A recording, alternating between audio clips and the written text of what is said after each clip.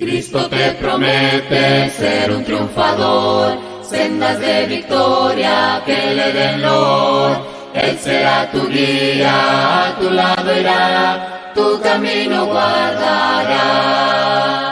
Ven vencedor, las promesas son todas para el vencedor. Bienvenidos hermanos, hermanas y amigos al devocional, al estudio doctrinal del día viernes. La Iglesia de Cristo se complace en gran manera de poder contar con su fina y fiel sintonía, audiencia de este momento de estudio de doctrina. Durante estos viernes hemos estado estudiando el bautismo del Espíritu Santo, hemos estado aprendiendo que ese bautismo fue una promesa que Dios hizo a los apóstoles, que ocurrió en dos ocasiones nada más. Fue una ocasión especial. El bautismo del Espíritu Santo se diferencia de otra forma como el Espíritu Santo vino al hombre, que en este caso fue administrado de una manera espontánea directamente de parte del cielo, de parte de Cristo.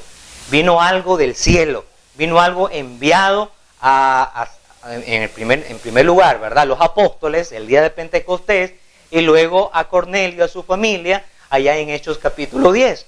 Hemos estado estudiando, ¿verdad?, que el bautismo del Espíritu Santo tuvo propósitos distintos en esas dos ocasiones.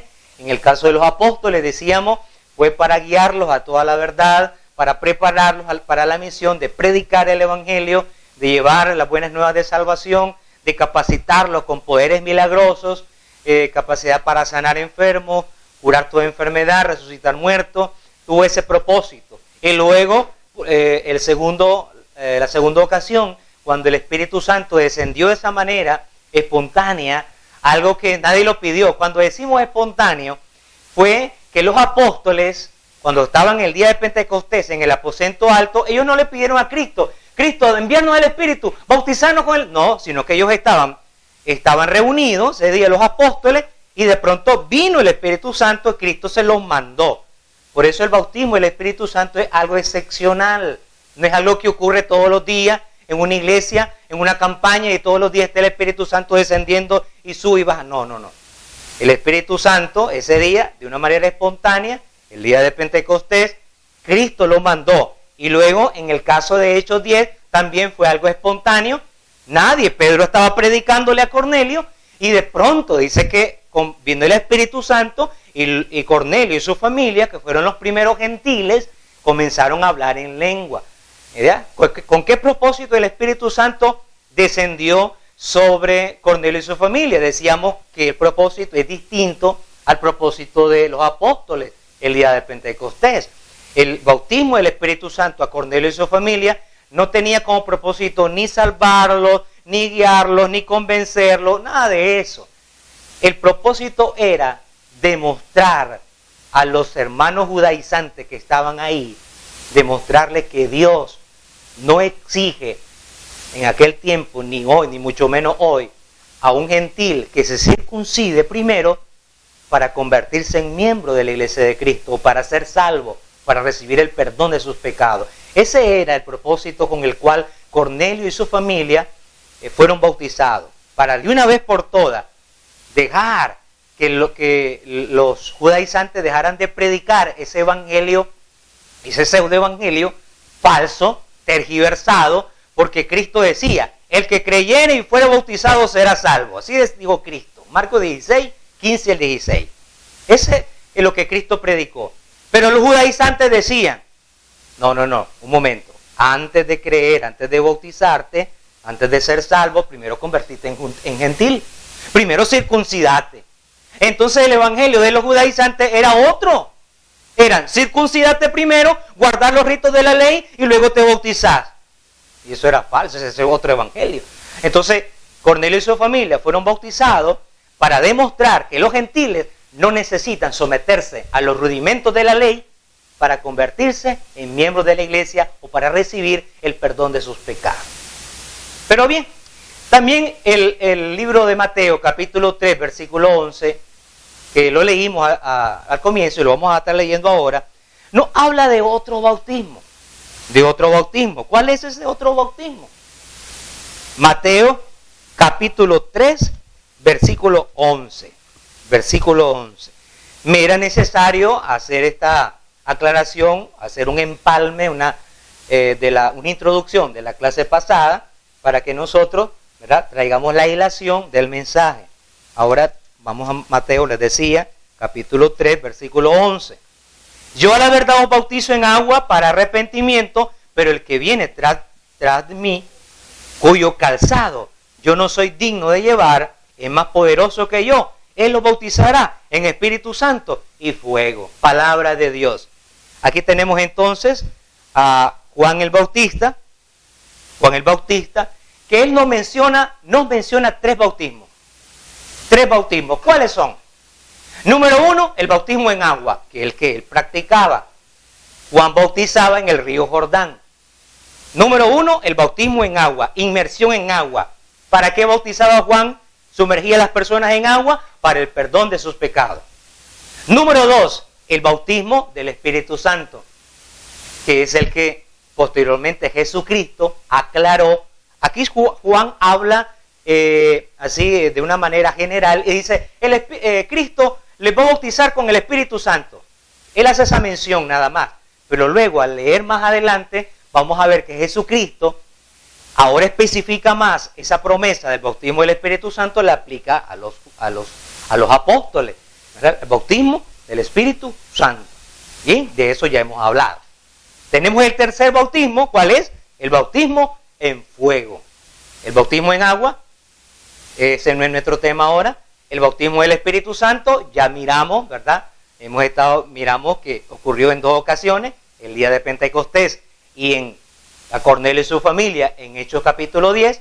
Y ahora tenemos el tercero, que es el bautismo en fuego. El bautismo en fuego. Bien, el bautismo en fuego. Veamos ahí el versículo 1. Para poder interpretar la palabra de Dios, debemos de considerar algunas cosas. Y no simplemente agarrar la Biblia y decir, dice que alguien va a ser bautizado en fuego. Y hoy en día eso es bastante común, de pedir fuego del cielo para ser bautizado con el Espíritu Santo, interpretando mal la palabra de Dios, ¿verdad? ¿Cómo saber cómo interpretar la Biblia? Hay que considerar 2 elementos importantes de hermenéutica. ¿Cuáles son? Número 1, los destinatarios. ¿Con quién está hablando Juan? Hay que ver primeramente los destinatarios originales. ¿Hacia quién Juan está dirigiendo estas palabras? Primariamente, no me la está dirigiendo a mí en primer lugar, ni a usted. Hay personas que estuvieron ahí en ese día, que recibieron el mensaje primeramente a ellos. Por eso es una estrategia de hermenéutica saber que cuando se da un mandamiento hay que ver a quién se le da el mandamiento y por cuánto tiempo se da ese mandamiento. Por ejemplo, Dios mandó a un hombre en una ocasión a que construyera un arca. ¿Recuerda quién es? ¿Quién es? Noé, así es, que construir, pero eso fue algo que Dios dio ese mandamiento a ese hombre en una época especial, hace muchos años, un mandamiento que se lo dio a él exclusivamente. Entonces hay que ver con quién uno está hablando, hacia quién se está dirigiendo el mensaje. Y número 2, hay que ver el contexto. ¿Cuál es el contexto, hermano, de Mateo 3:11, que es el texto de nuestro estudio, donde aparece el famoso Él los bautizará, la parte final? Enfoquémonos en la parte final de Mateo 3:11. Él los bautizará en Espíritu Santo y fuego. Ya hablamos del bautismo del Espíritu Santo y ahora vemos el bautismo en fuego. Por cierto, algunos dicen que ese fuego se refiere al día de Pentecostés, donde dice que se pusieron sobre las lenguas, sobre la cabeza de los apóstoles. Por cierto, no dice lenguas de fuego, sino como de fuego. Pero para poder interpretar bien entonces la palabra, nosotros estamos utilizando reglas hermenéuticas. Estamos viendo el contexto del versículo 11. ¿Cuál es el contexto del versículo 11? Donde aparece el famoso bautismo en fuego. El contexto del versículo 11 es el versículo 10 y el versículo 12. Ese se llama el contexto inmediato, el que está cercano. Para poder interpretar lo que dice el versículo 11, yo tengo que leer los versículos que están antes y los versículos que están después. Esa es una regla de hermenéutica. No voy a venir a la zumba marumba, como generalmente han hecho un montón de gente irresponsable que dicen dominar la palabra y han inventado un montón de locuras, ¿verdad? Porque la palabra de Dios no es para cualquiera interpretarla. No, hay que estudiar la palabra del Señor, hay que conocer y no venir a inventar cosas. Entonces algunos inventan cosas porque no estudian el contexto. Sacan lecciones del versículo sin antes leer lo que está antes y lo que está después. Ahora, ese es el contexto inmediato, el contexto cercano de Mateo 3:11. También es necesario estudiar el contexto lejano.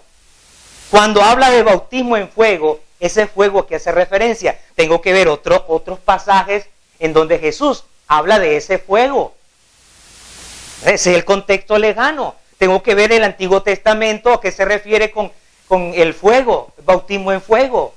Todo eso es el estudio que uno hace para luego llegar a determinar a qué se refiere el bautismo en fuego.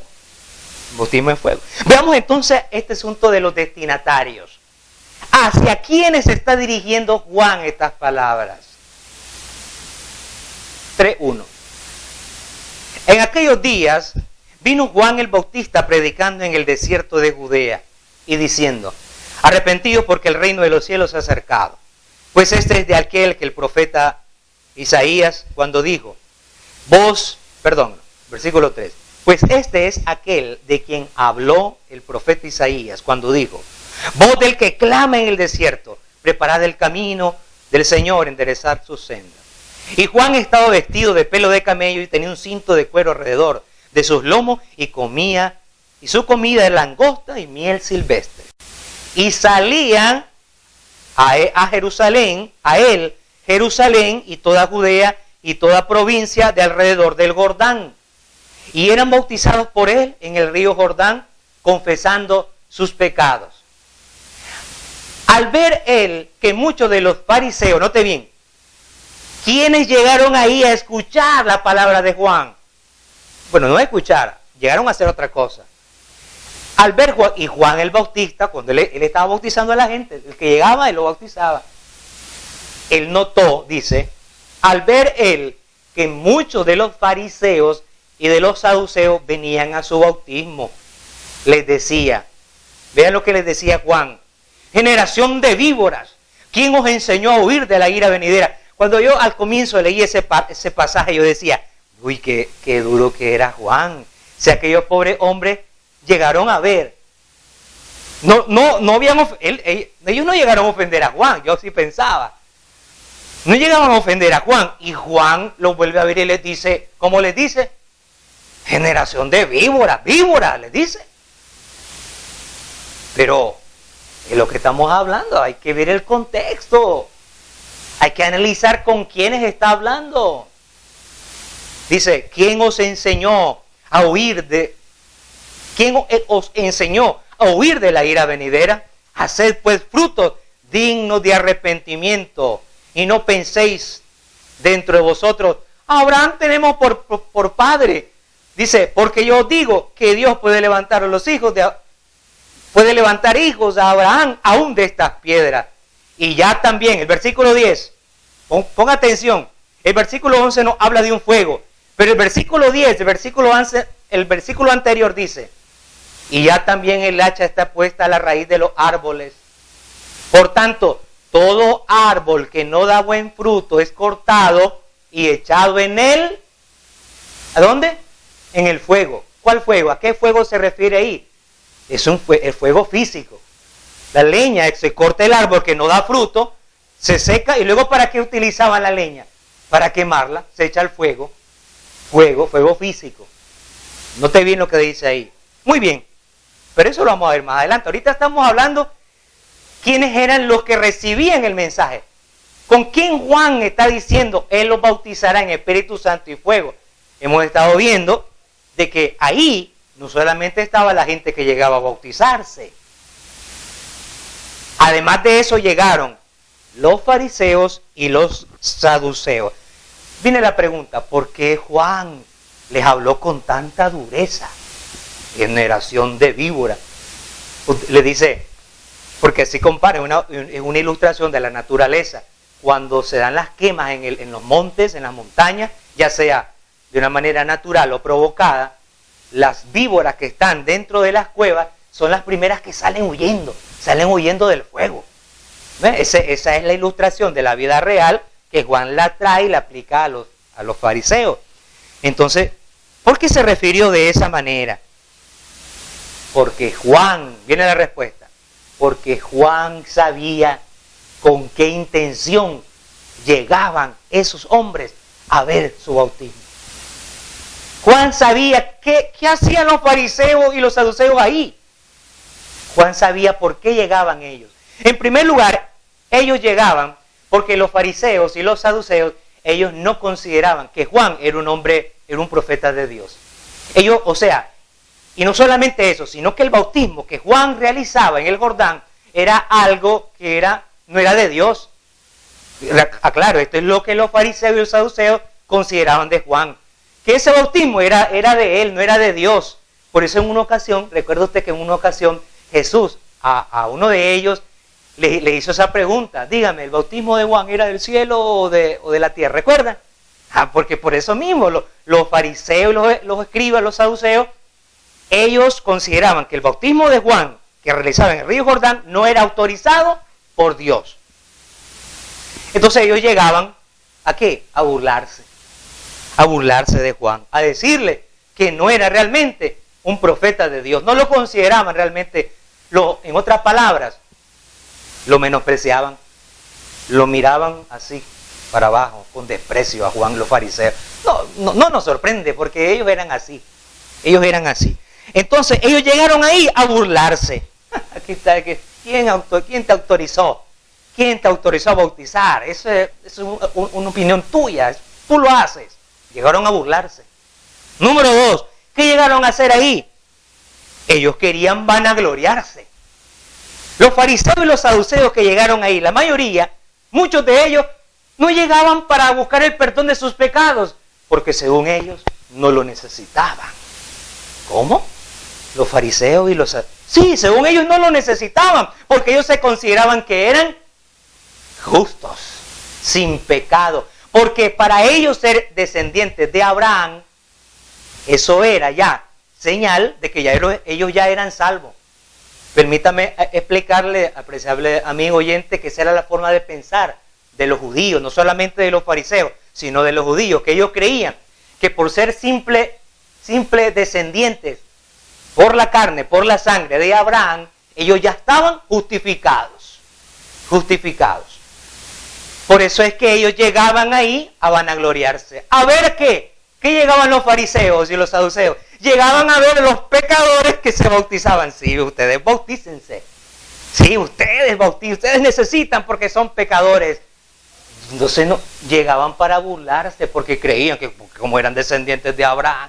Había un dicho en la tradición judía que decía que Abraham en el día del juicio, ¿verdad? Iba a estar en la entrada del Gehenna, del infierno, iba a estar Abraham y todos los judíos. Abraham iba a estar en esa puerta y decir: ah, no, vos sos judío, no, va para allá, va al cielo. Esa es una tradición judía, ¿verdad? Es una tradición judía, que ellos creían que Abraham iba a estar en el cielo y a todos los judíos los iba a estar enviando, iba a estar en la entrada del Gehenna o del infierno, para que no entraran ahí al infierno, sino para que fueran al cielo. Es una tradición para que ustedes vean que los judíos consideraban que por el simple hecho de ser descendientes de Abraham, era como un amuleto de buena suerte. El que tú fueras descendiente de Abraham era tu amuleto de buena suerte, era tu inmunidad contra el pecado. Y por eso es que los judíos se vanagloriaban mucho. No, si nosotros somos descendientes de Abraham. Y eso viene ahí más adelante, por eso es que Juan les dice: ya eso para Dios ya no va a ser importante. Ya eso asunto de genealogía, de descendencia, de sangre, ya para Dios iba a llegar un momento cuando Jesucristo iba a derribar esos prejuicios raciales. Ya no iban a existir, porque en Cristo ya no hay judío ni gentil. ni varón ni mujer, ni esclavo ni libre, ni circunciso ni incircunciso, sino que todos iban a ser uno en Cristo, ¿verdad? Entonces viene Juan, por eso le dice Juan, no se vanaglorien ustedes porque son descendientes de Abraham. Dios tiene el poder de hacer que esas piedras se conviertan en descendientes de Abraham. Ellos llegaban a burlarse. Pero también llegaban otros fariseos y saduceos a bautizarse. Otros llegaban a bautizarse, pero Juan les dice, no, ustedes primero tienen que hacer obras de arrepentimiento. Ahora, usted me podrá decir, no, hermano Julio, pero aquellos fariseos y aquellos escribas, saduceos, que llegaban a bautizarse, a eso hay que reconocerlo. ¿Por qué, hermano Juan, le llamó generación de víboras? Porque los fariseos que llegaban a bautizarse, lo llegaban a hacer, no porque lo sentían de corazón, sino para cumplir con uno más de sus tradicionalismos. Para esos pocos fariseos y saduceos que se bautizaban, lo miraban ese bautismo como simplemente una tradición más, para que la gente los vieran. Ellos no estaban preocupados, porque para ellos en su corazón no necesitaban perdón de pecado, eran limpios, eran descendientes de Abraham, pero ellos querían hacerlo simplemente para aparentar. Y entonces viene Juan y les dice, no, la verdadera conversión requiere arrepentimiento. Y eso es algo que también nosotros predicamos. La persona que se va a bautizar debe tener un verdadero corazón arrepentido, dejar de hacer lo malo y comenzar a hacer lo bueno. Verdadero arrepentimiento, pero ellos llegaban simplemente para guardar una apariencia. Podemos hablar muchas cosas más, pero esto nos va a ayudar a entender por qué Juan fue duro con ellos, generación de víboras. Llegaban a jactarse, llegaban a burlarse de él, y otros llegaban simplemente para cumplir un tradicionalismo para que la gente los vieran. Como siempre, los fariseos oraban en las calles, ¡ay, Dios santo!, se arrodillaban. ¿Por qué? Porque lo sentían de corazón. No, para que la gente viera, mira ese fariseo, qué espiritual que es. Mira cómo anda todo demacrado. Es que ha ayunado 10 días, qué espiritual. Todo lo hacían ellos para que la gente se admirara de su falsa religiosidad. Al contrario, simplemente lo hacían, como dice Jesucristo, levantaban sus filacterias para vanagloriarse y la gente dijera de esa manera. Pero bueno, hemos visto entonces que era a ese tipo de gente al cual Juan les está predicando. ¿Qué tipo de gente? ¿Qué eran ellos, los fariseos y los saduceos? Vanagloriosos, soberbios, desobedientes. ¿Por qué cree que Cristo les dijo en muchas ocasiones? Dice, si no hacéis la voluntad de mi Padre, no podéis entrar al reino de los cielos. De nada me sirve que me digas Señor, Señor, Señor, si no me obedeces. ¿Ves? Así eran los fariseos, no obedecían. Por eso es que en otra ocasión Jesucristo dijo de ellos, haced lo que ellos dicen, no lo que ellos hacen. Porque las obras que ellos hacían eran malas, eran soberbios, no daban frutos de arrepentimiento. Ahora veamos el versículo 12. El versículo 12 dice, su aventador está en su mano y limpiará su era y recogerá su trigo en el granero y quemará la paja en fuego que nunca se apagará. Amén. Que nunca se apagará. Vemos entonces, ya leímos el versículo 10, no habla del fuego. ¿Cuál fuego? ¿Fuego del Espíritu Santo? ¿El bautismo en agua? No, habla de el que no da fruto, es echado al fuego. El versículo 10. Y ahora el versículo 12 nos habla que el que es paja, el que no es trigo, esa es la labor que hace el agricultor, luego que da la cosecha, el trigo, levanta el producto y entonces viene el trigo por su peso, la semilla cae. Y todo lo demás, que es la hoja, la broza, todo el resto de material que no es semilla, el viento lo que hace, como es más liviano que la semilla, el viento se lleva, ¿verdad?, la hoja, lo que no es semilla, y cae más allá, y se hace otro montoncito más allá. Pero la semilla cayó ahí. Esa es la labor que hace el agricultor. Luego, ¿qué hace el agricultor? agarra la semilla, la echa en un saco y la lleva al granero. Eso es señal, y la Biblia en muchas ocasiones habla de esto. Probablemente tal vez en la próxima ocasión hablaremos de esto. La Biblia dice que el Señor, el trigo, lo va a llevar, lo va a cosechar y lo va a llevar al granero. ¿Y dónde va a estar ese granero? ¿A dónde va a estar? ¿En la tierra? ¿Aquí en la tierra o en el cielo? En el cielo, correcto. Allá el granero. ¿Y qué va a pasar? ¿Qué va a pasar con lo que no es semilla? Lo que es la cáscara, las hojas, la basura. Dice, es quemado. Y note bien que la palabra de Dios dice ahí. Y quemará la paja en fuego, que nunca se apagará. ¿Cuál fuego será ese? El versículo 10 nos habla que el que no da fruto de arrepentimiento, el que no es obediente, va a ser echado al fuego. Y luego el versículo 11 nos dice que aquel que es paja, que no es trigo, va a ser echado al fuego, que nunca se apagará, haciendo referencia al castigo del infierno. Preguntamos, si el fuego del 10 es fuego de juicio, si el fuego del versículo 12 es fuego de juicio, pregunta, ¿el fuego del versículo 11 de qué tratará? Concha arriba, concha abajo, tortuga en medio, ¿qué es? ¿Qué es? A ver, nuevamente, concha arriba, concha abajo, tortuga en medio, ¿qué es? Tortuga. Sí, así que si el versículo 10 y Juan está dirigiendo el mensaje a los fariseos, a los saduceos, soberbios, vanagloriosos, que no estuvieron dispuestos a obedecer el evangelio, fueron muy poquitos los que se convirtieron a Cristo. De ahí los demás nunca obedecieron el evangelio, fueron desobedientes. ¿Y qué les pasa a los desobedientes del evangelio? Amigo, te animamos a que en esta noche reflexiones y tú seas diferente a ellos, seas humilde y vengas a Cristo a decirle, Señor, perdona mis pecados, sáname, límpiame de toda maldad, y el Señor te va a perdonar si lo hace de una manera sincera y arrepentida y humilde. Pero bien, volviendo ahí al texto, Juan está dirigiéndose a los fariseos, los saduceos, que no creían en su mensaje, que eran desobedientes, que eran soberbios y jactanciosos. Entonces, cuando dice, Él los bautizará en Espíritu Santo y fuego, recuerden que habla de dos. Ya hablamos a qué se refiere con el bautismo del Espíritu Santo y luego a quién se aplica, quién explica más adelante Jesucristo a qué se refiere. Y ahora aquí estamos viendo que ese fuego se refiere al castigo que van a recibir los desobedientes, los injustos, los que no reconocen que necesitan de un Salvador, los que siempre se justifican y buscan un montón de excusas para no obedecer el evangelio.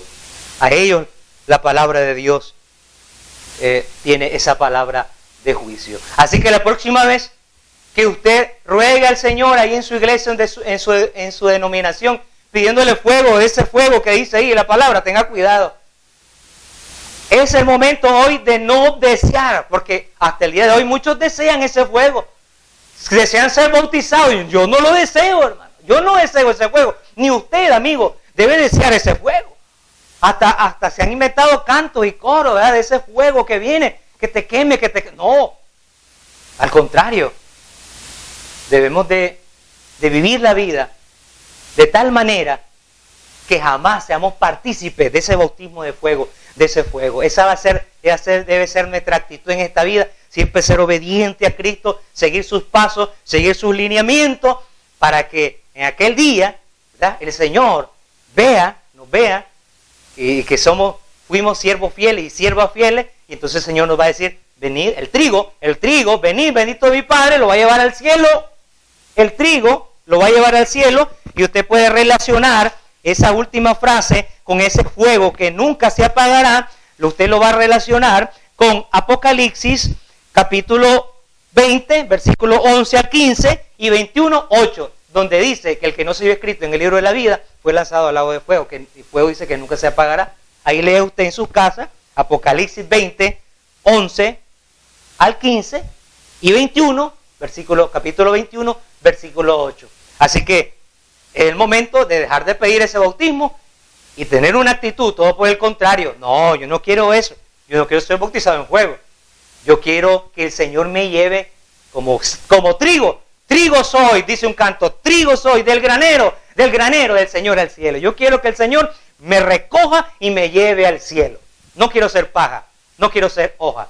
Debo entonces dar frutos de arrepentimiento, de fidelidad, de constancia a Dios. Así que no pidamos más ese famoso bautismo en fuego.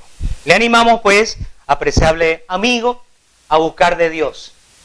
Ahora ya no es Juan el que predica, ahora es Cristo quien te dice: id y predicad el evangelio a toda criatura. Marcos 16, 15 al 16. El que creyere y fuera bautizado será salvo.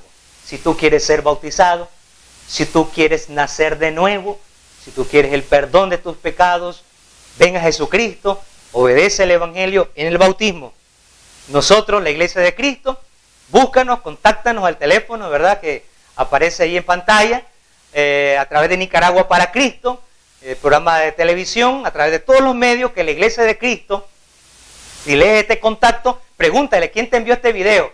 La persona que te envió este video te va a dar el número de teléfono, la dirección de la Iglesia de Cristo. Yo te la puedo dar: semáforo del mercado de Iván Montenegro, una cuadra abajo, una cuadra al sur, o del Gallo más Gallo del Iván Montenegro, una cuadra al sur. Ahí está la Iglesia de Cristo. Nosotros te podemos ayudar a que tú puedas nacer del agua y del Espíritu y puedas ser bautizado para el perdón de tus pecados. Y en aquel día, cuando Cristo venga, seas trigo llevado al granero del Señor. Ese ha sido el estudio doctrinal del día viernes. Les invito mañana sábado a sintonizarnos en el canal 37 Extra Plus, el programa Nicaragua para Cristo. 6 en punto de la tarde, canal 37 Extra Plus, el programa de la Iglesia de Cristo en Vía Alemania que se llama Nicaragua para Cristo. Sintonícelo, vas a escuchar un mensaje poderoso del Señor. Buenas noches.